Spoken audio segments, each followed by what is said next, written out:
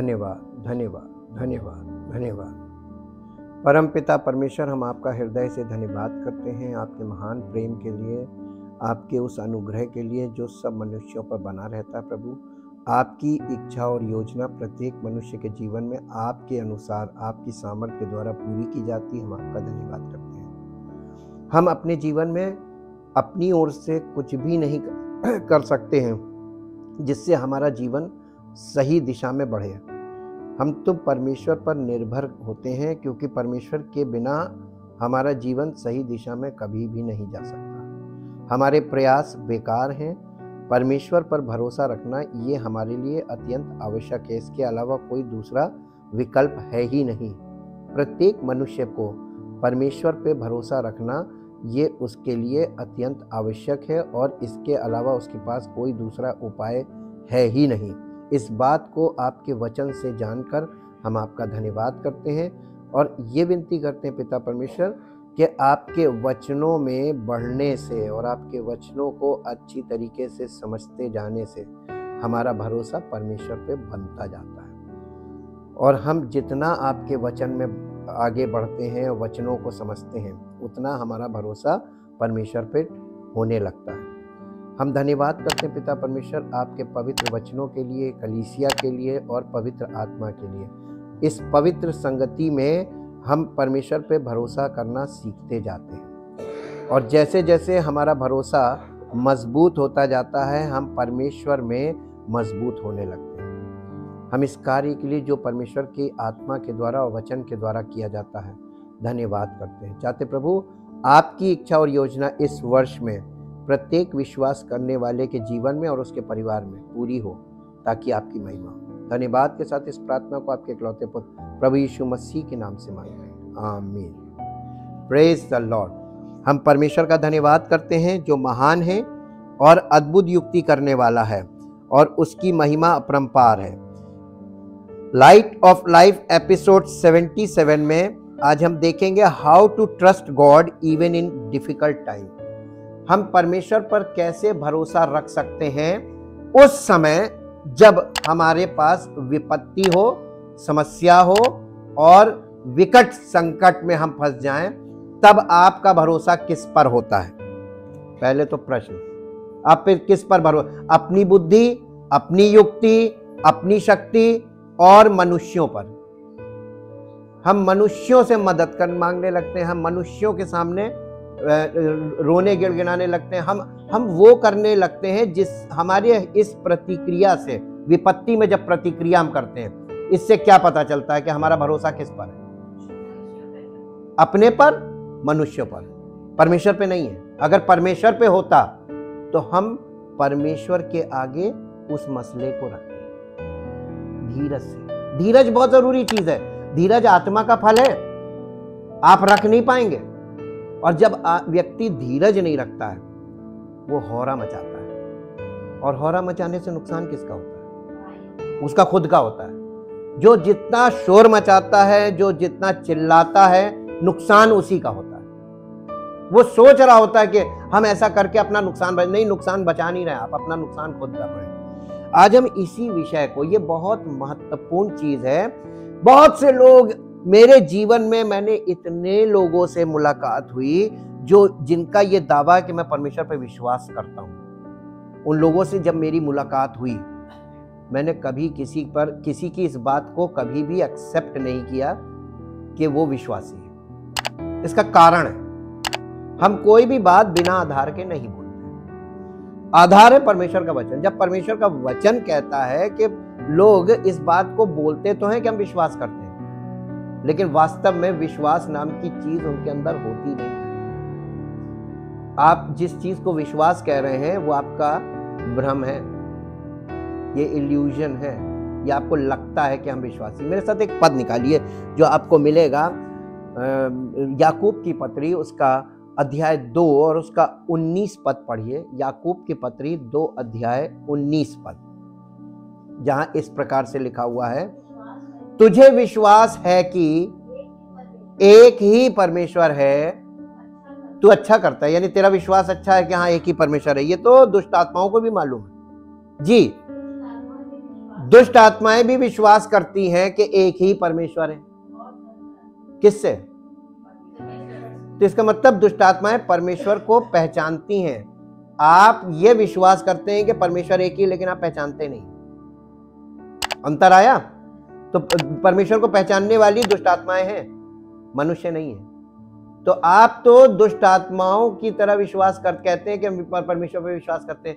मालूम है, परमेश्वर पे दुष्ट आत्माएं विश्वास करती हैं जैसे आप करते हैं, लेकिन दुष्ट आत्माएं परमेश्वर पे भरोसा नहीं रखती, और आप भी नहीं रखते हैं। तो आप क्या हैं? कौन सी आत्मा है? अब आपको पता चला। और इसीलिए आपके जीवन से जो प्रभाव प्रकट होता है ना, वो किसका है? वो परमेश्वर के बच्चों का स्वभाव नहीं है। वो किसका स्वभाव है? दुष्ट आत्माओं वाला स्वभाव हो जाता है। आप अपना चेहरा उस समय जाके देखेंगे तो आपको पता चलेगा कि आपके जीवन, आपके चेहरे से क्या चीज दिख रही है। परमेश्वर के लोगों के चेहरे से प्रकाश निकलना चाहिए। परमेश्वर के लोगों के चेहरे पे नम्रता नहीं होनी चाहिए। परमेश्वर के लोगों के चेहरे पे धीरज होता है। अरे ठीक है, कुछ हो गया, ठीक हो जाएगा। ठीक करना हमारी जिम्मेदारी है कि ठीक जो हो गया उसको और बिगाड़ देना। तो हम क्यों नहीं कर पाते? विपत्ति के समय हम परमेश्वर पे भरोसा क्यों नहीं कर पाते? यही तो विषय है। और इस विषय को हम लोग आज देखेंगे, इसके अध्ययन में चलेंगे, और ये अध्ययन बहुत जरूरी है। लाइफ इज नॉट प्रिडिक्टेबल, यानी जीवन ऐसा नहीं है कि उसके विषय में कोई भविष्यवाणी कर पाए किसी के जीवन के विषय में कि कल तुम्हारे जीवन में ऐसा होगा। ऐसा कोई कर सकता है? जीवन जो मानव जीवन है वो लाइफ इज नॉट, जीवन अनुमानित नहीं है। आप अपने जीवन का अनुमान नहीं लगा पाएंगे कि कब आपके जीवन में क्या होगा। इसी को बोला गया लाइफ इज नॉट प्रिडिक्टेबल। किसी के जीवन में कब क्या हो जाएगा कुछ नहीं कहा जा सकता। और प्रत्येक मनुष्य के लिए, हम भी उसमें, हमारे जीवन में अभी हम जीवित हैं, 2 मिनट बाद हम दुनिया छोड़ के चले जाएं, कब क्या पता। लोग कहेंगे अरे बिल्कुल ठीक थे, अभी तो बोल रहे थे। आपको ऐसी खबरें सुनने को मिल रही है, उन्होंने आप बस बैठी चाय पी और सुनने को मिल रहा है ना, डांस करते करते खट से गिरे, खत्म। इतनी खबरें मिल रही हैं। Life is not predictable. हम जिस युग में आ गए हैं, इस युग में अगले पल हमारे जीवन में क्या होगा हमें नहीं मालूम, और ना ही अनुमान लगाया जा सकता है। अब बताइए आपके पास क्या विकल्प है? लेकिन मेरे पास विकल्प है। हम परमेश्वर पे भरोसा रखते हैं, जो कुछ होगा उसकी ओर से होगा। तो हम अपनी बुद्धि, अपनी युक्ति, अपनी समझ का सहारा हम प्रभु पे भरोसा रखेंगे, जो चाहे वो, और जो कुछ हो रहा है उसकी योजना में हो रहा है। जब आप ये चीज रखेंगे ना, तब आपकी बुद्धि सेंटर में रहेगी, वरना आपकी बुद्धि अलग भागेगी। मानव बुद्धि बहुत विकृत है। रास्ते में हमारे जीवन के मार्ग में उतार चढ़ाव बने रहेंगे। हम कैसा जीवन, आप कैसे जीवन की कल्पना कर रहे हैं? नहीं, लोग नहीं चाहते उतार चढ़ाव। ये झाड़ा फूकी, दुआ ताबीज, ये सब चीजें लोग क्यों करते हैं? इधर भागते उधर भागते, ये क्यों भागते हैं? लोगों को ये भ्रम है कि हम यहां चले जाएंगे, मेरा जीवन में सब कुछ सही हो जाएगा। करके दिखा दो। पूरी दुनिया कर रही है सब। जो आप करने की सोच रहे हैं वो पूरी दुनिया कर रही है, और बहुतों ने करके छोड़ दिया, कुछ नहीं हुआ। तो आपको वो करने से क्या फायदा होगा? जो आपसे पहले लोगों ने किया, कुछ नहीं हुआ। तो आप वो सब चीज करके भी, अगर इच्छा हो तो करके देख लीजिए, उसमें भी आपको कुछ नहीं है ना। उतार चढ़ाव जीवन में आने हैं तो आने हैं। आपको किस चीज के लिए तैयार रहना? हर परिस्थिति में मैं प्रभु का धन्यवाद करूंगा, चाहे अच्छी हो चाहे बुरी हो। चेहरा नहीं उतरना चाहिए। विपत्ति के समय भूख नहीं लग रही, इससे पता चल जाता है कि आप भरोसा नहीं रखते परमेश्वर पर। आपका मन क्यों बैठा? हम में से बहुत से लोग परमेश्वर पर भरोसा करना चाहते हैं, लेकिन कर नहीं पाते। दिक्कत है ना। जब समय अच्छा हो तो ये आसान महसूस होता है कि हम परमेश्वर पर भरोसा रखते हैं, है ना। और जब समय बुरा हो तो आप कहेंगे किसी ने कुछ कर दिया, वो मेरा दुश्मन, वो मेरे लिए कुछ कर रहा है। यह आपके दिमाग में क्यों चल रहा है? और कहते मालूम, यहां आके कहते हैं परमेश्वर भरोसा नहीं रखते तुम। हमारे सामने मत बोलना, हमारे सामने मत बोलना। हमको पता नहीं क्यों परमेश्वर दिखा देता हर, हम वो तुम्हारे हृदय के अंदर देख लेते, कुछ नहीं, तुम्हारे व्यवहार से हमको पता चल जाता है। अब आपको मालूम है, हम अंदर झांक के भी देखते हैं, अंदर का भी, और आपके व्यवहार से हमको सब चीजें पता चल जाती हैं। आपको भी इतना मैच्योर होने की जरूरत है कि आप भी देखकर पता चल जाए। लेकिन जब कठिन समय लगता है तो परमेश्वर पर भरोसा करना और भी महत्वपूर्ण हो जाता है। कठिन समय पे सबसे ज्यादा अगर आपको भरोसा करना है तो उसके लिए आपको क्या करना पड़ेगा मालूम? धीरज, धीरज रखना पड़ेगा। प्रभु अब इस चीज को धीरे धीरे ठीक कर दे, है ना। और हम लोग क्या कहते हैं? जादू करते हैं, अभी तुरंत, अभी तुरंत, जो कुछ होना भी तुरंत। तुरंत नहीं कुछ होगा, तुरंत जल्दी का काम किसका होता है?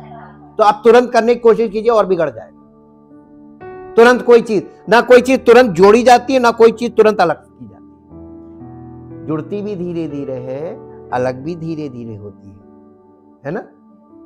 तो ये चीज भूल जाते हैं, धीरज नहीं रख पाते। हर बात में धीरज बहुत बड़ी चीज है, और ये परमेश्वर का वरदान है, पवित्र आत्मा का फल है।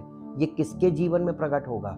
जो रेगुलर वचन में मन लगाए हुए हैं और हाजिर हो रहे हैं। परमेश्वर का आत्मा ये चीज हमारे अंदर डेवलप करता है। जब कठिन समय लगता है तो परमेश्वर पर भरोसा करना और भी महत्वपूर्ण हो जाता है।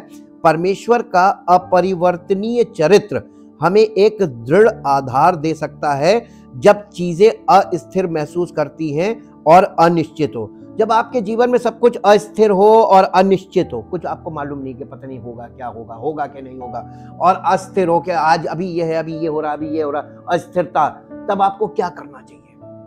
आपके लिए बहुत महत्वपूर्ण है, क्योंकि परमेश्वर परिवर्तनशील नहीं, परमेश्वर में परिवर्तन नहीं होता। परमेश्वर एकदम स्टिल, फिक्स जैसा है। आप उसके सामने ठहरे रहेंगे, परमेश्वर आपको अपने जैसा बना देगा, आपको स्थिर कर देगा। आप में परिवर्तन नहीं होगा, आपके स्वभाव में कोई परिवर्तन नहीं होगा। ये काम परमेश्वर अपनी आत्मा के द्वारा, अपने वचन के द्वारा करता है। ये जादू नहीं है, परमेश्वर जादू का काम नहीं करता, इसीलिए उसको युगों से युगों तक काम करने में समय लग रहा है। जो परमानेंट काम है उसमें टाइम लगता है, जो परफेक्ट काम है उसमें टाइम लगता है, और जो फर्जी काम है, किसी चीज को लीप पोत के अच्छा बना के खड़ा किया जा सकता है, ढोल में पोल। कौन से विश्वासी हैं? ढोल में पोल, मेकअप किए हुए विश्वासी, या वास्तविक विश्वासी? ये मेकअप वाले जो विश्वासी का रूप धारण करके आते हैं, हम तो विश्वासी है ना। लेकिन मालूम है, हम जहां पर बैठे हैं, यहाँ परमेश्वर की उपस्थिति होती है, यहाँ सब कुछ वो दिखा देता है, पहले ही दिखा देता है, इसके अंदर है नहीं कुछ। ये मेकअप किए, इसका मेकअप उतारो। और यहाँ पे वचन के द्वारा हम मेकअप ही तो उतारते हैं, सबकी मेकअप उतार के दिखा देते कि असलियत ये है। परमेश्वर का वचन हमारा वो जो मेकअप है ना विश्वासी वाला, उस मेकअप को उतार देता है। कहता तुम जो नहीं हो वो मत दिखाओ, और जो हो वो मैं वचन से तुम्हें दिखा रहा हूं कि तुम ये हो। एक मौसम एक मौसम तक जीवन सुचारू रूप से चल सकता है, यानी एक निश्चित समय तक। मौसम का मतलब होता है, सीजन का मतलब होता है अ टाइम। जैसे जाड़े का मौसम कुछ महीने का होता है, अ पीरियड ऑफ टाइम। एक समय तक, एक पीरियड ऑफ टाइम तक आपका जीवन सुचारू रूप से चल सकता है, लेकिन सारी जिंदगी सुचारू रूप से नहीं चल सकती है। अब हम आपको बताएं इल्यूजन और डिल्यूजन, भ्रम कैसे आता है। आपके जीवन में सब कुछ सुचारू रूप से चल रहा है, अचानक से कोई विपत्ति आई, आपको तुरंत एकदम भ्रमित हो जाएंगे, ये फलाने ने किया होगा, बताओ हमारा अच्छा भला, इसकी नजर लग गई, इन्होंने ये कर दिया, इसने मेरे घर को खराब कर दिया, इसने मेरे घर को, ये क्यों आप बोल रहे हैं? Why are you blaming others? आप दूसरे पे उंगली उठाने वाले होते कौन? जिस चीज में तुम दूसरे पे उंगली उठा रहे हो, 3 उंगली तुम्हारी तरफ है, तिगुने तुम हो। तो दोष लगाने से पहले अपने आप को दूध का धुला नहीं, बल्कि आप दोष लगाएंगे, आप पर भी दोष लगाएगा, तो दोष के बदले में क्या होगा? दोष लगेगा। तुम किसी और को नंगा करोगे तो कोई और तुम्हें नंगा करेगा। तुम किसी की पोल खोलोगे, कोई तुम्हारी पोल खोलेगा। तो इससे होगा क्या? नुकसान, फायदा तो होना नहीं। आपके जीवन में सब कुछ तहस नहस होगा। करना चाहिए, हमको नहीं करना चाहिए, लेकिन कर रहे हैं। ये हमारा स्वभाव है, स्वभाव हमसे करवा रहा है। आपका काम संतोषजनक है, यानी आपका काम बढ़िया चल रहा है, कोई प्रॉब्लम नहीं। जिस दिन उतार चढ़ाव आएगा, बगल वाला इसकी दुकान में ये जरूर कुछ कहीं से वो मंत्र बनवा के लाए हैं, यंत्र बनवा के लाए, वो लगा लिया, मेरी दुकान बैठा दी, अपनी दुकान दौड़ा ली, ये सब चल रहा है। हम जहां रह रहे हैं हम लोग, यहाँ पे तो चारों तरफ यही चल रहा है, और आप और हम उनके बीच में रहते रहते हम भी उसी स्वभाव में ढल गए। वो चीज हमारे अंदर काम करने लगती है, हमारे स्वभाव में। क्या आपके स्वभाव में काम करती है? अब कोई नहीं मानेगा, सब दूध के धुले। हम तो फर्जी बोल रहे हैं।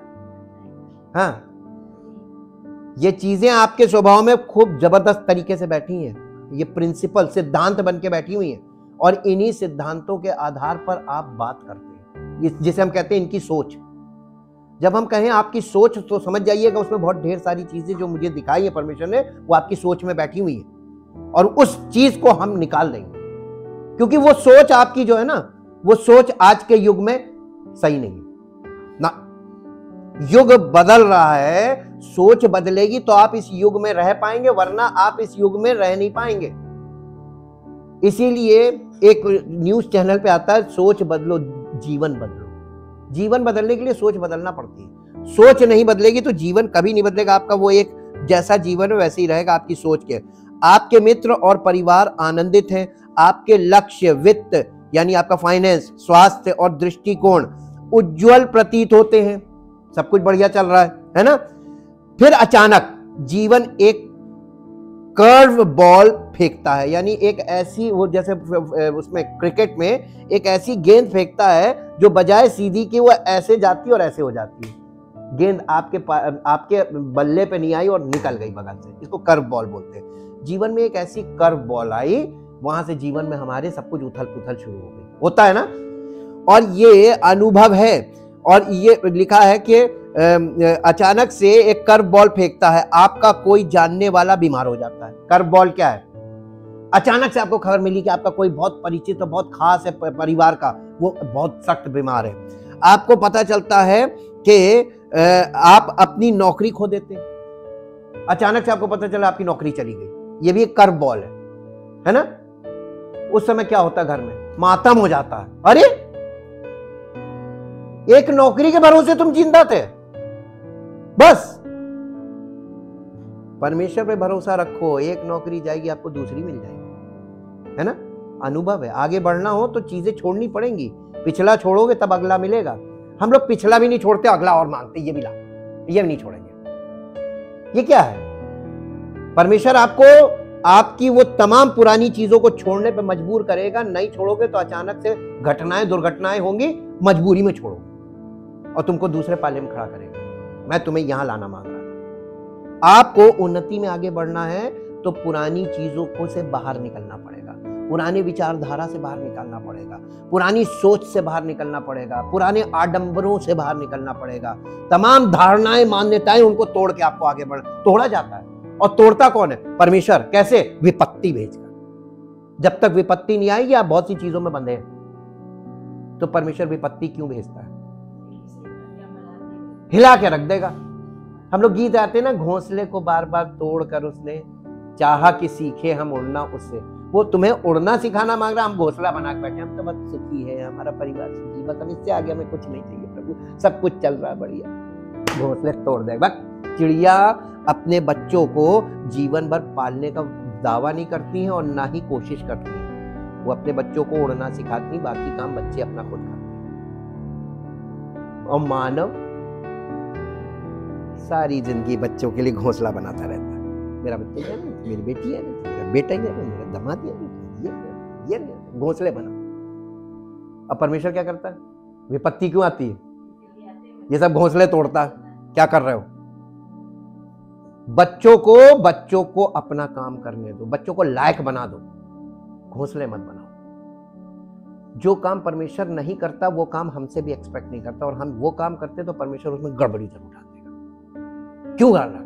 जब बाबुल की मीनार बन रही थी तो परमेश्वर, पिता, पुत्र, पवित्र आत्मा, त्रिएक परमेश्वर उतरे और कहा हम इस काम में गड़बड़ी डालें। मालूम क्यों? क्योंकि ये सब मिलकर एक बिल्डिंग बना रहे हो, फिर बाद में इसी बिल्डिंग के लिए लड़ेंगे ना। इसको तितर बितर करो, सब अलग अलग जाओ, अपनी अपनी बनाओ। उत्पत्ति से हम आपको बता रहे हैं, परमेश्वर शुरू से मनुष्य को एकदम गड्ढे में रहना नहीं मांगता, कुएं का मेंढक नहीं बनने देना मांगता है। बच्चों को योग्य बनाओ बस। सारी जिंदगी का ठेका ना बच्चे माँ बाप का ले सकते हैं, ना माँ बाप बच्चों का ले सकते हैं। भरोसा किस पे करना चाहिए? तो जब आप परमेश्वर पे, माता पिता परमेश्वर पे भरोसा रखना सीखेंगे तो बच्चे भी सीखेंगे, और जब माँ बाप नहीं सीखेंगे तो बच्चे भी नहीं सीखेंगे। एक दूसरे पे भरोसा रखेंगे, लड़ेंगे, और हर बात में एक दूसरे पे दोष लगाएंगे। यही तो चल रहा है संसार में।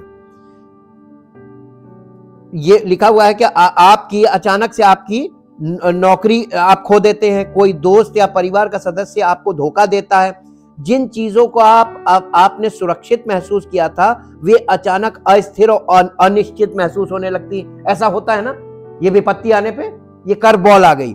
आप कैसे भरोसा करते हैं कि परमेश्वर इन परिस्थितियों में अच्छा है? प्रश्न, आप कैसे भरोसा करेंगे कि इन सब बातों के बावजूद जो मेरे जीवन में घटित हो रही हैं, नेगेटिव सर्कमस्टेंसेस, नकारात्मक परिस्थितियां, विपत्तियां, समस्याएं, आप कहेंगे कि अरे आपको क्या मालूम, नौकरी जाती तो कैसा लगता? अरे हाँ, जैसे हमारी तो कभी गई नहीं। हम इन सब अनुभवों में से गुजर चुके हैं, लेकिन नौकरी गई तो भी कोई फर्क नहीं पड़ा। एक बार तो मैंने नौकरी छोड़ दी, मेरे पिताजी की जब हालत खराब थी, रिजाइन करके आ गए, तब हमने नहीं सोचा। आज के लोग तो नौकरी को ही अपना ईश्वर बना लेते हैं। नौकरी चली गई तो समझो ईश्वर चला गया। क्या सोच है? और फिर आप परमेश्वर पे कैसे भरोसा रखेंगे? आप किसको कहते हैं कि मैं उस पर विश्वास करता हूं? विश्वास का मतलब होता है भरोसा।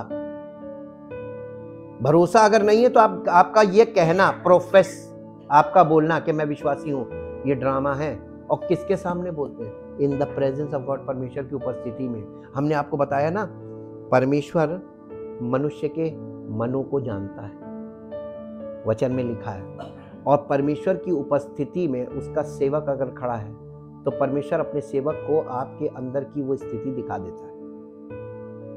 इसलिए मनुष्य से मत डरो, हम भी एक इंसान है, परमेश्वर की सेवा में खड़े हैं, परमेश्वर की उपस्थिति में रहते हैं, परमेश्वर प्रकट करता है, लेकिन हम आपको उत्साहित करना चाहते हैं उस कमी को। अगर हमने देखा है, जब आप डॉक्टर के पास जाते हैं, डॉक्टर आपको जब कोई टेस्ट लिखता है, वो टेस्ट काहे के लिए लिखता है?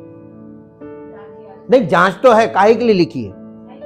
नहीं, अच्छाई के लिए नहीं, ये पता करने के लिए कि आपके शरीर के किस अंग में कहां क्या दिक्कत है, अंदर की चीज देखने के लिए।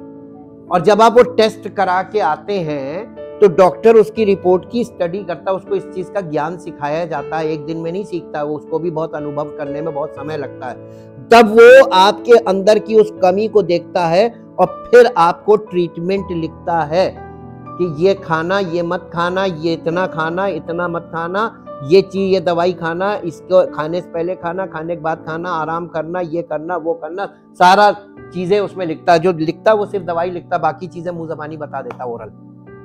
और अक्सर लोग सिर्फ दवाइयां खाते हैं, लेकिन जो ओरल उसने बोला था परहेज, वो सब नहीं करते, इसलिए केस बिगड़ जाता है। दोष किस पे लगाते हैं? वैसे ही आप परमेश्वर का वचन सुनते हैं, विश्वासी हैं, परमेश्वर का वचन सुनते हैं, लेकिन जीवन में सब कुछ गलत सोचते हैं और गलत करते हैं। और दोष किस पे लगाते हैं? प्रभु नहीं सुनता मेरी। अरे डॉक्टर भी खराब है, इंजीनियर भी खराब है, प्रभु भी खराब है, हर दूसरा बंदा खराब है, सबसे ज्यादा सही तो आपका विश्वास सबसे ज्यादा सही है। आप किस पर विश्वास करते हैं? परमेश्वर पे? आवाज नहीं है।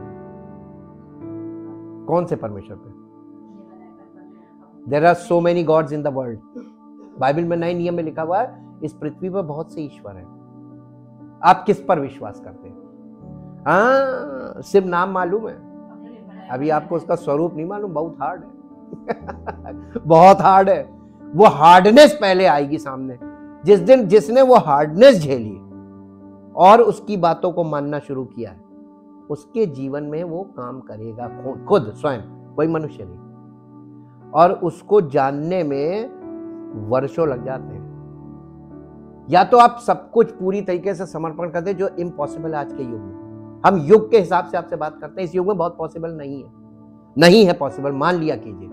जो आप प्रकट करना चाह रहे हैं वो आपका वो है, आपका भ्रम है, या आपको लगता है ऐसा, आपके मन के विचार हैं वो। लेकिन परमेश्वर आपके जीवन में कार्य करना मांगता है।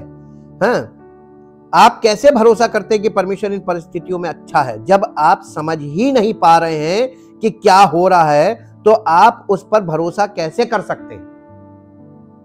अब आई बात समझ में? जब आपको यही नहीं समझ में आ रहा कि आपके जीवन में जो हो रहा है, कैसे हो रहा है, क्यों हो रहा है, तो आप परमेश्वर, आप उस पर भरोसा करते हैं, कैसे समझेंगे आप? आपकी दिमाग काम करने लगा, आपकी बोली चलने लगेगी। जब आप कोई संकल्प नहीं देख सकते हैं, ये वाजिब प्रश्न है और परमेश्वर इन्हें समझने में आपकी सहायता करना चाहता है। परमेश्वर आपकी मदद करना मांगता है कि आप, अक्सर लोग कोई विपत्ति, समस्या, परेशानी जब जीवन में आती है अचानक से, हमेशा आएगी तो अचानक से आएगी। मालूम क्यों? आपके शरीर के अंदर कोई डेवलपमेंट हो रहा है, सिस्ट बन रही है, फोड़ा बन रहा है, इन्फेक्शन बढ़ रहा है, वो एक दिन में कभी नहीं रिव्यू। मालूम क्यों? क्योंकि जहां तक शरीर की क्षमता होगी सहने की, आपको पता ही नहीं चलेगा। जिस दिन वो क्षमता खत्म हो, जिस दिन वो बढ़ गया, उस दिन क्षमता खत्म होगी, अचानक से रिवील होगा। और आप जब भागेंगे अस्पताल में, इमरजेंसी में, वहां पे जब जांचें होंगी, पता चलेगा अरे इनको तो ये है, इमरजेंसी ऑपरेशन की जरूरत है। तब आप लोग अचानक से विपत्ति आई। अचानक से नहीं आई, विपत्ति तो आ रही थी, जिसका अंदेशा आपको हो नहीं रहा था। शरीर में डेवलपमेंट चल रहे थे। ऐसे ही लाइफ में बहुत सी चीजें डेवलपमेंट होती रहती। चूंकि वो आपकी दृष्टिकोण में नहीं है, आपकी नजर में नहीं आ रहा सामने, तो आपको लग रहा है अचानक से आया। अचानक से कुछ नहीं हुआ। एक लंबी प्रक्रिया के बाद वो चीज अचानक से प्रकट होती है। जब चीजें प्रकट होती हैं तो हम रिएक्ट करते हैं। करना चाहिए या परमेश्वर पे भरोसा रखना चाहिए? नहीं रखते, रिएक्ट करते हैं। और आपका रिएक्शन परमेश्वर को बहुत बुरा लगता है। नहीं होना चाहिए। क्योंकि अगर आप ये कहते हैं मैं विश्वास करता हूं, तो आपने रिएक्ट क्यों किया? और रिएक्ट किया, इससे साबित होगा कि आप भरोसा नहीं रखते। आगे इसमें उन्होंने बताया कैसे कर सकते हैं। अब ये बताइए कि परमेश्वर पे भरोसा करने का मतलब क्या है? महत्वपूर्ण प्रश्न। किसे कहते हैं परमेश्वर पे भरोसा रखना?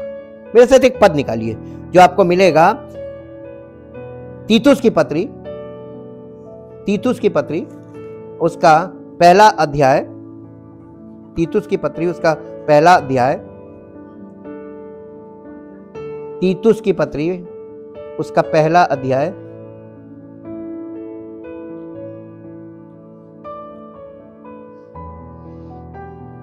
पहला अध्याय का 16 पद। वे कहते हैं कि हम परमेश्वर को जानते हैं, पर अपने कामों से किसका?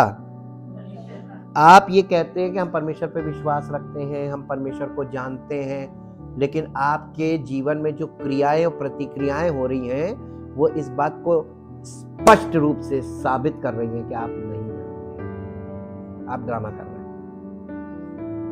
क्योंकि वे घृणित और आज्ञा ना मानने वाले हैं।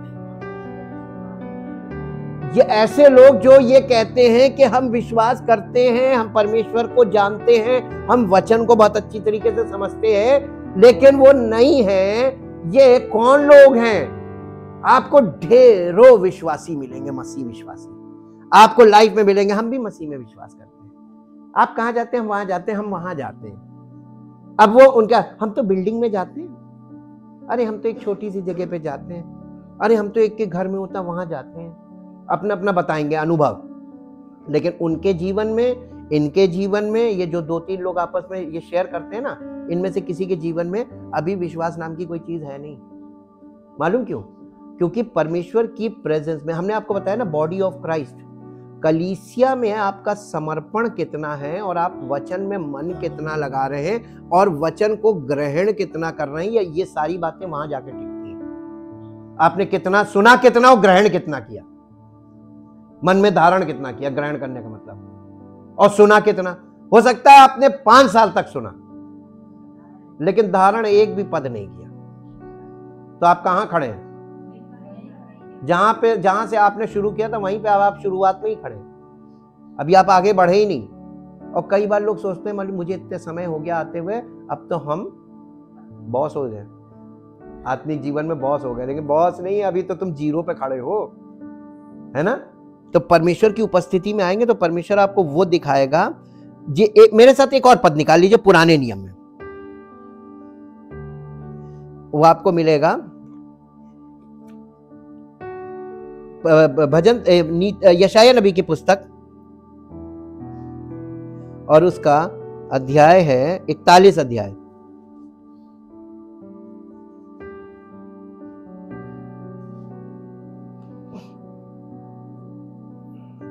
इकतालीस है, 41 अध्याय और उसका 10 पद पढ़िए। मत डर, क्योंकि परमेश्वर इज़राइल के लोगों से ये कह रहा था मत डर, क्योंकि मैं तेरे संग हूं। इधर उधर मत ताक, क्योंकि मैं तेरा परमेश्वर हूं। मैं तुझे दूंगा कुछ नहीं, दृढ़ करूंगा, मतलब मैं तुझे इस बात में मजबूत करूंगा कि तू इस बात पे भरोसा करे कि परमेश्वर मेरे साथ है, इस बात में दृढ़ करेगा। तो ये दृढ़ करने के लिए परमेश्वर करेगा क्या? कलीसिया में बने रहोगे, पवित्र आत्मा के द्वारा, वचनों के द्वारा तुम्हारे जीवन में ये चीज करेगा। यही करने के लिए तो उसने कलीसिया की स्थापना की है। मैं तुम्हें दृढ़ करूंगा और पहले दृढ़ करूंगा और फिर, और आपको क्या चाहिए? पहले, और उसको मालूम है कि इनकी सहायता करूंगा तब भी ये गोड़ देंगे, क्योंकि परमेश्वर आपकी सहायता करेगा और आपका स्वभाव आपको होरा मचाने वाला है, गलत करने वाला, गलत सोचने वाला, गलत बोलने वाला, आप उसकी सहायता को मिट्टी में मिला देंगे। इसलिए वो जल्दी किसी की सहायता नहीं करता, वो उसी की करता है जब तक वो सहायता पाने के लायक ना हो जाए, तभी सहायता करेगा। सीखो तो परमेश्वर से कुछ पाने का तरीका तो सीखो। आप चाहते हैं कि बस वो वहां पे जाओ और जादुई तरीके से सब कुछ मिल जाए, बस ये हमें पता चल जाए कि गड्ढा कहां है जहां पे धन गाड़ा है ना। मनुष्य के दिमाग में केवल एक ही चीज घूमती है, और विशेषकर हिंदुस्तान के लोगों में सिर्फ उनको पैसा मिलता है। सारी चीजें पैसे के आगे, ना बुराई है, पैसे के आगे कोई खराबी नहीं है, पैसा है तो सब कुछ ठीक है, और जहां पैसा नहीं है, गरीब है, तो वहां सारी खराबियां होती। ये सोच है हिंदुस्तान के लोगों की। जी आगे पढ़िए। और तेरी सहायता करूंगा, अपने धर्म में दाहिने हाथ से मैं तुझे संभाले रहूंगा। यह परमेश्वर का वायदा है ना, दावा नहीं है। तो परमेश्वर का वायदा किसके जीवन में पूरा होगा? जो इस पर भरोसा करेंगे, और जो नहीं करेंगे उन पर तो आपको यही बात तो सीखनी और समझनी अपनी बुद्धि में कि आप जो कर रहे हैं उससे आपका नुकसान होगा, और परमेश्वर आपके जीवन में क्या करना मांगता है ये तो समझोगे तभी तो पता चलेगा। एक पद और निकालिए जो आपको मिलेगा यहेजकेल की पुस्तक, यहेजकेल की पुस्तक, यहेजकेल उसका अध्याय है अध्याय 3 अध्याय 16 पद से पढ़िए। 7 दिन के व्यतीत होने पर यहोवा का ये वचन कितने दिन बीतने के बाद? 8वें दिन। संडे कौन सा दिन पड़ता है? परमेश्वर की उपस्थिति से परमेश्वर का वचन आपको दिया जाता 8वें दिन, 7 दिन बीतने पर। ये ध्यान रखिए, मैंने आपको इसीलिए पढ़ाया, ये भविष्यवाणी की किताब है। भविष्यवाणी में बताया परमेश्वर 7 दिन के बाद लोगों से बात करता, 8वें दिन। प्रतिदिन आपको पवित्र आत्मा आपको दे तो रहा है। जी, हे मनुष्य के संतान, मैंने तुझे इज़राइल के घराने के लिए पहरुआ नियुक्त किया है, यानी सेवक। हाँ, भविष्यवाणी करने वाला। जी, तू मेरे मुंह की बात सुनकर प्रजा को, आप लोगों को मेरी ओर से परमेश्वर अब सेवक से कहता है कि मेरी ओर से तुम इन बातों में उनको चिताओ। परमेश्वर आपसे डायरेक्ट बात नहीं करेगा। ये परमेश्वर का आज का नहीं, परमेश्वर कभी नहीं बदलता, वो सर्वदा एक सा है। तो परमेश्वर के वायदे भी नहीं बदलते, सर्वदा एक से हैं, और परमेश्वर की योजनाएं भी नहीं बदलती, वो भी एक सी हैं। तो परमेश्वर आपसे वार्तालाप करना चाहता, करे कैसे?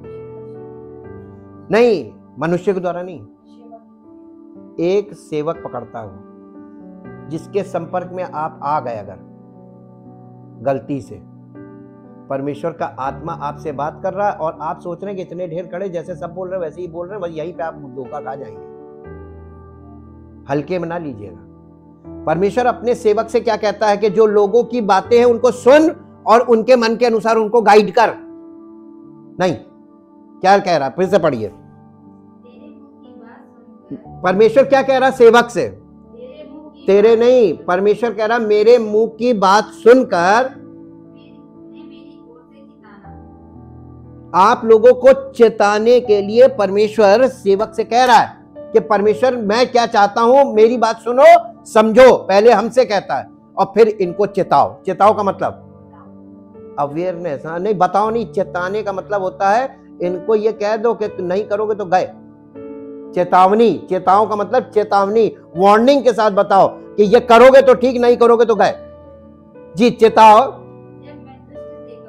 परमेश्वर सेवक से कह रहा है कि जब मैं दुष्ट के लिए तुमसे कहूं कि तू निश्चय मरेगा, और यदि यानी सेवक उसको जाके ना चिताए और ना दुष्ट से ऐसी बात कहे जिससे कि वे सचेत हो और अपना दुष्ट मार्ग छोड़कर जीवित रहे, तो वो दुष्ट अपने अधर्म में फंसा हुआ मरेगा, परंतु उसका लेखा सेवक से लूंगा। अब बताइए, हम उसकी बात नहीं सुनते हैं तो सजा है, उसकी सुनकर आपको जो वो कह रहा वो नहीं बोल रहे हैं तो सजा। आप उसकी बात हमसे सुनकर और आपको, अगर आपको नहीं सुना पाए, आपने उस चीज को नहीं सुना, आप सचेत नहीं हुए और आप अपनी विपत्ति में निपट गए, तो हिसाब मुझसे लिया जाए। तो मेरे ऊपर तो चारों तरफ से। हम तो परमेश्वर से ये भी नहीं कह सकते प्रभु मुझे बचा। आप कह सकते हैं, हम कह सकते हैं, हम तो उसके हाथ में हैं, उससे हमें कौन बचाएगा। और बहुत जल्दी लोग सेवक बनने की सोचते हैं। सेवक बनने का मतलब मालूम है आपको? सेवक परमेश्वर, बहुत इसीलिए लिखा है नए नियम में कि जीवित परमेश्वर के हाथों में पड़ना बहुत भयानक बात है। वो यानी भस्म करने वाली आग है। सच्चे सेवकों को ये बातें मालूम थी और सच्चे सेवक उसके साथ जरा सा भी खिलवाड़ नहीं कर सकते थे। उनको मालूम था कि परमेश्वर की कंट्रोल में हमें और हमें परमेश्वर की योजना और इच्छा में ही चलना है। और इसीलिए उन्होंने जो वचन बोले और जो लिखे गए वो बहुत हार्ड है। अब आगे पढ़िए। पर यदि परमेश्वर का सेवक उस दुष्ट को जाके चेताए और वो अपनी दुष्टता से और दुष्ट मार्ग से ना फिरे, तो वो तो अपने अधर्म में फंसा हुआ मर जाएगा, हम बच गए।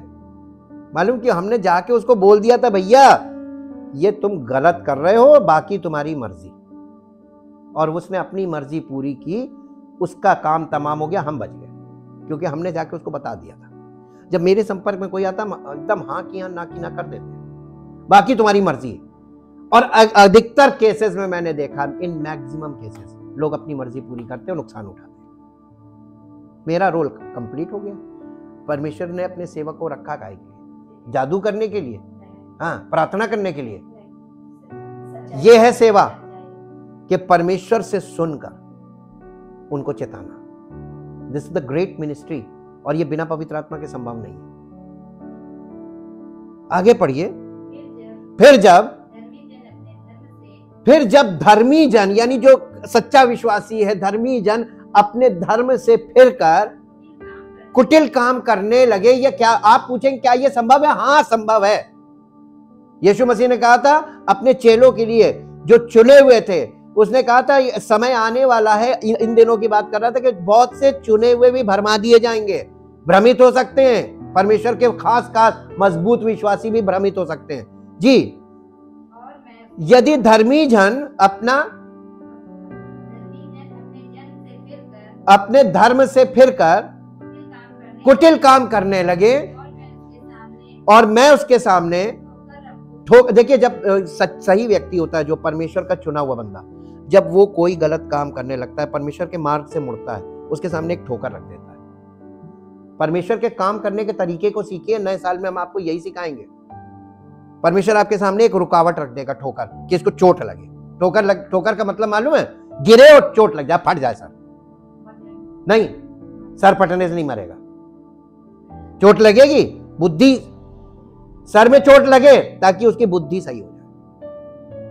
बुद्धि फिर जाती है ना, जब आदमी गलत सोचता है, गलत करने चाहता है, तो वो अपनी जिद में होता है। परमेश्वर के आगे ठोकर रख देता है, ठक से लगे, चोट लगेगी, दिमाग एकदम झटके में सही आ जाएगा जी। तो वो मर जाएगा, क्योंकि तूने जो उसको नहीं चिताया, इसलिए। और ये धर्मी व्यक्ति अपने पाप पे फंसा मरेगा। हाँ, धर्मी, अगर कोई व्यक्ति कितना भी धर्मी हो, धर्मी का मतलब विश्वासी, कितने भी दावे ठोकता हो कि हम विश्वासी है, लेकिन अगर गलत करेगा, मरेगा, तो उसका धर्म काउंट नहीं होगा। आपने कुछ भी किया हो। आगे पढ़ लीजिए, आगे क्या लिखा है? अपने पाप में फंसा हुआ मरेगा, और जो धर्म के काम जितने पुण्य उसने किए होंगे, हाँ, वो काउंट नहीं होगा। अब आप बताइए, परमेश्वर की दृष्टि में न्याय कितना कठिन है। आप कितने भी पुण्य कर लो, पुण्य लोग भाई आप दुनिया में मालूम है पुण्य कमा रहे हैं, लेकिन वो पुण्य काउंट नहीं होंगे। तुम्हारा एक पाप का कारण, एक पाप का काम तुम्हारे सारे धर्म के कामों पर पानी फेर देगा। ये है जजमेंट के, ये सीक्वेंस है। आगे पढ़िए। पर उसके खून का लेखा सेवक से लिए, जिम्मेदारी थी समझाने की, और तुमने जिम्मेदारी से अगर समझा दिया तो तुम बच गए, सेवक बच जाएगा, बाकी वो जो करेगा उससे निपट लेगा परमेश्वर जी। परंतु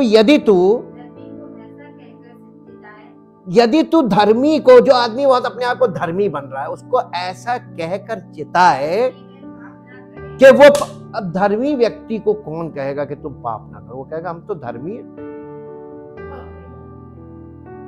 कलीसिया में प्रॉब्लम क्या है मालूम है? सब लोग धर्मी हो गए और सेवक उनको धर्मी घोषित कर रहा है। ये कौन सा सेवक है जो धर्मी घोषित कर रहा है? परमेश्वर का सेवक तो कभी धर्मी घोषित कर ही नहीं सकता।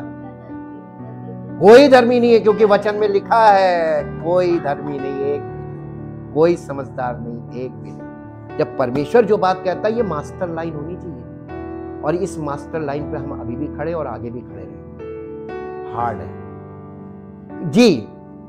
वो धर्मी को ये कहकर चिताए कि वो पाप ना करे और वो पाप से बच जाए, तो वो क्या वार्निंग को या चेतावनी को ग्रहण करने के कारण, क्यों? उसने उस वार्निंग को जो सेवक ने दी थी उसको सीरियसली ग्रहण किया, इसलिए वो बचा रहेगा। परमेश्वर किसको बचाएगा? जो वार्निंग को, सेवक की सुनो जी। और तू अपने प्राणों को, कौन? सेवक। सेवक का प्राण कब बचेगा? जब आपका प्राण बच जाएगा ना, तो मेरा प्राण बचेगा, और आपका प्राण नहीं बचेगा तो मेरा प्राण मुझसे हिसाब लिया जाएगा। अगर आपने मेरी नहीं मानी, और अगर मैंने आपको चिताया, डांटा, समझाया और आपने मान ली, तो आपका प्राण भी बचेगा, मेरा भी बचेगा। और आपको मैंने नहीं चिताया तो मेरा प्राण नहीं बचेगा। ये इसमें रेगुलेशंस हैं सेवक के साथ, जो आपको नहीं मालूम। इसीलिए आप लोग बहुत हल्के में लेते हैं। परमेश्वर की सेवा में, परमेश्वर की उपस्थिति में सेवक बना रहे, ये उसके लिए बहुत बड़ी चीज है, बहुत बड़ी चीज है। क्योंकि परमेश्वर का आत्मा मुझे मना करेगा ये मत करो तो हम नहीं करेंगे, इधर मत जाओ हम नहीं जाएंगे। कई बार लोग एकदम से चाहते कि नहीं निकल सकते, परमेश्वर मुझे रोकेगा ना, वो रोकता है, उसके पीछे उसकी योजना है। हम परमेश्वर के इशारों तक को समझने लगे, हम बिल्कुल जोर नहीं मारते, कोई प्रयास नहीं करते हैं अपनी ओर से शरीर से कुछ करने का, हम उसको समर्पित हैं। आप भी अगर ऐसे ही अपने आप को उसके सामने समर्पित हो, उस पर भरोसा रखिए, सब कुछ देखिए। आपके जीवन में कुछ गलत हुआ है, परमेश्वर उसको खूबसूरत करके अच्छा भी कर देगा। कोई चीज इतनी बुरी नहीं है संसार में। सब चीजों का को सही करना, सब चीजों को फिर से व्यवस्थित करना, ये परमेश्वर के हाथ में है, वो कर सकता है। किसी के जीवन को बिल्कुल परिवर्तित करके नया वो कर सकता है, नई सृष्टि वही तो बनाता है। हमारे जीवन में सब कुछ नया करने वाला कौन? तो आप जब नव वर्ष मना रहे हैं तो अपने जीवन में नएपन को एक्सेप्ट करने के लिए तैयार रहिए ना। प्राचीन काल की बातों को, पुरानी विचारों को, पुरानी धारणाओं को, पुरानी मान्यताओं को, पुरानी चीजों को निकालो, तो तभी तो तुम्हारे अंदर नया होगा। कि नहीं? नहीं, सब लोग चाहते हैं कि पुराना अंदर रहे। लास्ट में एक वर्ष निकालिए जो आपको मिलेगी, उसके बाद हम प्रार्थना में चलेंगे। आपको मिलेगी रोमियो की पत्री, रोमियो की पत्री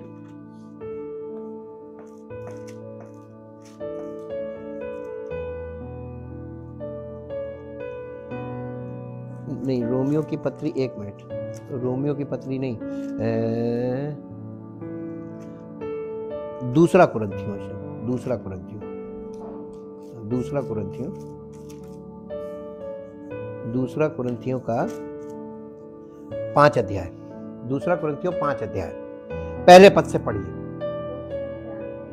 क्योंकि हम जानते हैं कि जब हमारा पृथ्वी पर का डेरे सरीखे, ये पृथ्वी पर का डेरा सरीखा घर कौन सा? डेरा, डेरे का मतलब होता है तंबू, टेम्पररी हाउस।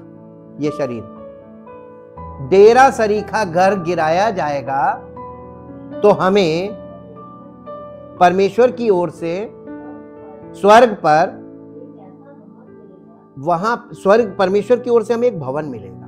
ये डेरा है, ये शरीर जो अभी आपके पास है ना, ये डेरा है, टेम्पररी। लेकिन जो परमेश्वर की ओर से हमें मिलेगा वो भवन परमानेंट। जी, पहली चीज वो हाथों से बना नहीं, यानी यीशु मसीह के पुनरुत्थान में आप इस चीज को देख सकते हैं। यीशु मसीह के पास जो क्रूसीफिक्शन में जो देह उसकी तोड़ी गई, जहां से सब कुछ हुआ था, वो देह उसकी फिजिकल बॉडी थी, डेरा था। लेकिन यीशु मसीह जब पुनरुत्थान हुआ तो उसकी कौन सी देह थी? पुनरुत्थान की देह, ये महिमा की देह थी, महिमामय देह थी। और इस देह में आपको, उस देह को ये मिट्टी का भोजन नहीं चाहिए। चाहिए तो फिर जिंदा कैसे रहेगी? उसको स्पिरिचुअल फूड मिलेगा, परमेश्वर तो अन्न देगा, आत्मिक अन्न देगा। तो उसके पास देह थी ना जी उठने के बाद, तो जब उसको परमेश्वर ने जो दे दी है, वैसे ही वो, ये जो बॉडी ऑफ क्राइस्ट आप कलीसिया देख रहे हैं, ये वही आत्मिक देह है जो परिवर्तित हो जाएगी रेजरेक्टेड बॉडी में। और जितने इसमें मसीह में होंगे ये सब रेजरेक्टेड बॉडी पा जाएंगे। यही पुनरुत्थान में होगा। ठीक, अब आप पढ़िए इसको। परमेश्वर की ओर से एक ऐसा भवन मिलेगा, हाँ, जो हाथों से बना हुआ नहीं है, पर चिरस्थायी, मतलब परमानेंट, कभी नहीं वो खत्म होगा, और ना कभी पुराना होगा, ना कभी खराब होगा, ना बीमार होगा, कुछ नहीं होगा, चिरस्थायी, इटर्नल। जी, इसमें, ये देह में तो हम कराहते और बड़ी लालसा रखते हैं कि अपने स्वर्गीय घर को पहन ले, कि उसके पहनने से हम नंगे ना पाए जाएं, और हम इस डेरे में रहते हुए बोझ से दबे, पापों के बोझ से दबे हुए और कराहते रहते हैं हर समय। क्योंकि क्या क्या चीज है? क्यों करा रहे हैं? हम उतारना, हम इस देह को नहीं छोड़ना मांगते हैं और हम स्वर्गीय देह पहनना मांगते हैं। क्या ये संभव है? इस देह के उतरने के बाद ही तो वो देह पहन सकते हैं ना। हम कोई चीज पुरानी हटाना नहीं मांगते हैं, हम सब कुछ नया चाहते तो हैं लेकिन पुराना ना जाए। अब बताइए, आपको समस्या आपको पता चल गई ना आपकी क्या? आपका पुराना स्वभाव परमेश्वर को नहीं पसंद है, आपकी आदतें जो स्वाभाविक हैं आपके अंदर वो नहीं पसंद है, तो आपको क्या करना पड़ेगा? तो कैसे बदलेगा? आप बदलना चाहेंगे, नहीं बदल पाएंगे। कठिन है। कठिन क्या, असंभव है। ये परमेश्वर पवित्र आत्मा के द्वारा और अपने वचन के द्वारा आपके अंदर बदलाव का काम करेगा। भीतरी मनुष्यत्व को नया बनाने का काम पवित्र आत्मा करेगा वचन के द्वारा। और कितने लोग हैं कि इस कार्य को करने की एक थेरेपी है जो परमेश्वर की प्रेजेंस में परमेश्वर की आत्मा के द्वारा की जाती है। और कितने लोग इस थेरेपी के लिए आते हैं?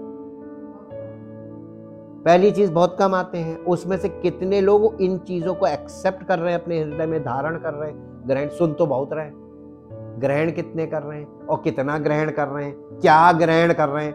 यहाँ पे सब विषय शुरू हो जाए। आपके माइंड के अंदर जो मसला है, उस मसले को परमेश्वर तब तक कंप्लीट सही नहीं कर सकता जब तक आपका समर्पण ना हो। अब आपको समझ में आया परमेश्वर की समस्या?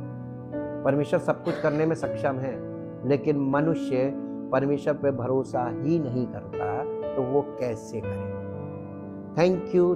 हम परमेश्वर पे कैसे भरोसा रख सकते हैं, कल हम इस विषय पे चलेंगे। परमपिता परमेश्वर, हम आपका हृदय से धन्यवाद करते हैं आपके पवित्र वचनों के लिए, जो पवित्र आत्मा के द्वारा हमारे हृदय से बात करते हैं। काश प्रभु आज के वचन लोगों के हृदय में उतर जाए और इन्हें इस बात को सोचने पर मजबूर करें कि इनकी सोच से परमेश्वर कार्य नहीं करता, इनके चाहने से परमेश्वर कार्य नहीं करता, बल्कि इनको परमेश्वर को अपने आप को समर्पित करना है सब बातों में, ताकि परमेश्वर की वो योजना में ये अपने आप को शामिल करें, परमेश्वर की योजना को एक्सेप्ट करें, परमेश्वर की इच्छा को एक्सेप्ट करें, ताकि इनके जीवन में परमेश्वर के द्वारा सब कुछ नया किया जाए। और ये एक प्रक्रिया है प्रभु, ये एक प्रोसेस है। और जब ये प्रोसेस में कोई व्यक्ति जुट जाता है, जैसा आपके वचन में लिखा है, जब हम उसकी मृत्यु की समानता में उसके साथ जुट गए, तो हम उसके जी उठने की समानता में भी उसके साथ